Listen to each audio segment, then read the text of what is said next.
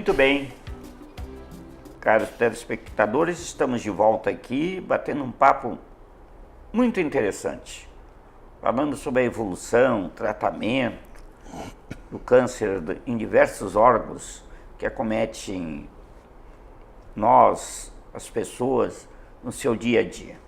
Infelizmente, o câncer é uma doença que não para de evoluir, de crescer, com incidência altíssima em determinadas regiões da nossa região, câncer de pulmão, câncer de estômago, pâncreas, fígado, intestino, são de pele, são cânceres que normalmente a gente vê.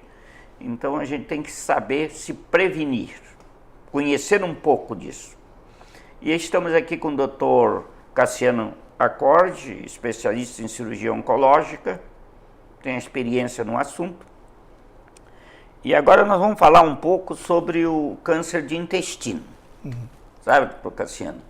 Qual é a maior incidência do câncer de intestino?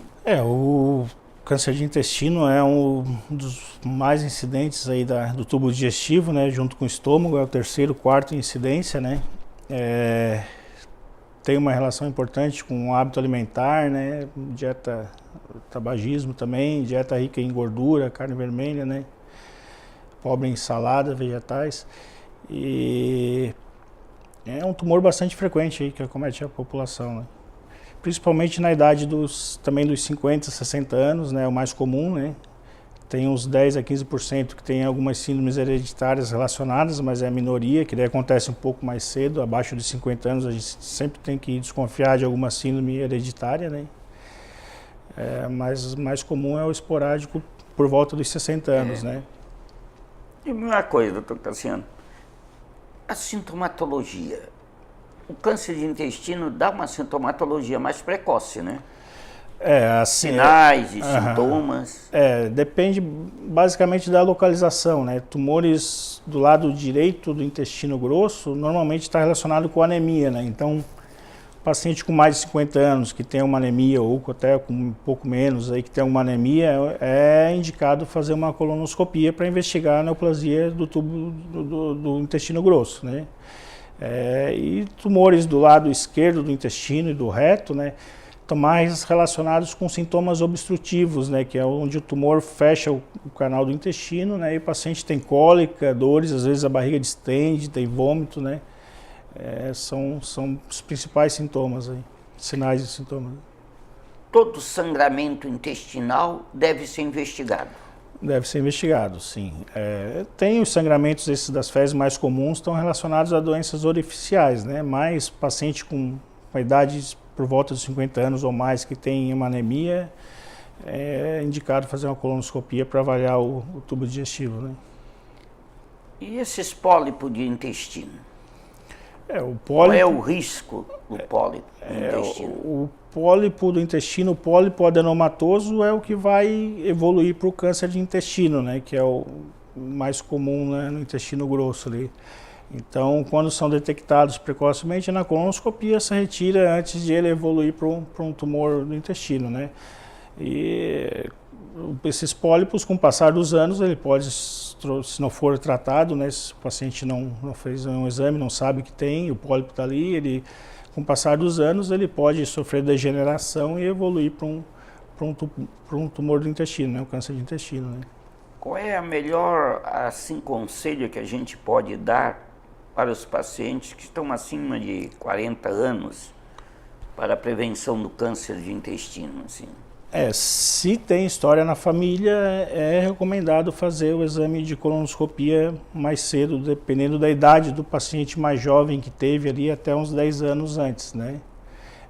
Se for na população de uma maneira geral, a partir dos 50 anos é interessante fazer uma colonoscopia, que é onde a gente pode detectar um pólipo e tratar antes do aparecimento de um câncer, ou pode às vezes detectar alguma neoplasia já inicial ou mais avançada, né? Então, pacientes acima de 50 anos seria interessante fazer um exame. Se tiver normal, pode repetir daqui uns 5 anos, 10, 7 anos, né? O principal método de diagnóstico do câncer de intestino, então grosso principalmente, é a colonoscopia. É a colonoscopia, que você vai examinar todo o intestino grosso e se tiver alguma lesão suspeita já faz a biópsia para o diagnóstico, né? Cassiano, nós estamos vendo assim que a medicina evolui muito nesses últimos anos, tanto nas técnicas, nos equipamentos, tudo isso. E quais são os avanços que nós temos tido agora para a cirurgia do câncer de intestino? Na parte cirúrgica, o principal avanço é a cirurgia minimamente invasiva, né? Por videolaparoscopia, e hoje em centros maiores ou até no exterior, onde tem maior acessibilidade, o custo menor, a cirurgia robótica já é rotina nos Estados Unidos, tem mais de 3 mil robôs lá. 85% dos centros de formações têm treinamento em robótica, né? No Brasil ainda o custo é muito alto, até na videolaparoscopia, mas o que a gente tem empregado aqui de rotina já desde 2010, 2011, já bastante casos operados, já um número bastante grande, é a cirurgia minimamente invasiva, onde em vez de fazer uma incisão grande, igual a cirurgia convencional, né, você faz pequenos orifícios no abdômen, faz a mesma cirurgia da cirurgia aberta só por vídeo, né, por pequenos orifícios, retira às vezes a peça por uma pequena incisão na região do pubis, né, fica escondida ali, né? Além do efeito estético, a recuperação pós-operatória é muito melhor, né? O menos risco de infecção, de hérnias, de abscesso, de complicações, né? Diminui muito o risco? Diminui bastante a dor pós-operatória, a recuperação das atividades do paciente. O paciente que precisa de um tratamento oncológico complementar com quimioterapia consegue fazer esse tratamento mais precoce do que numa cirurgia aberta, que às vezes demora um pouco mais para recuperar. Tempo de internação, às vezes uma cirurgia aberta, tanto para intestino grosso quanto para estômago, que a gente faz por videolaparoscopia também, minimamente invasiva, né, por vídeo. O paciente com uma cirurgia aberta fica internado às vezes 7, 10 dias, custo hospitalar maior, tem mais dor, mais risco de deiscências, hérnias, né. Na cirurgia videolaparoscópica, às vezes fica internado 3, 4 dias, vai para casa já sem dor nenhuma, a recuperação é muito mais rápida. Se precisa fazer um tratamento complementar com químio, ele consegue fazer mais cedo, o resultado oncológico acaba sendo melhor, né? E a sobrevida do câncer de intestino? Cura? Pode se curar hoje? Pode sim. Hoje a sobrevida melhorou bastante com as novas medicações que surgiram, né, os quimioterápicos novos, as terapias com anticorpos monoclonais que têm sido realizadas para esse tumor também evoluindo bastante, assim como as técnicas cirúrgicas, né. Então hoje a chance de cura é bastante alta, mesmo em pacientes com doenças avançadas, com metástase, às vezes diagnosticado com metástase hepática, mesmo assim, num estágio avançado, ainda tem uma chance de cura bem importante aí.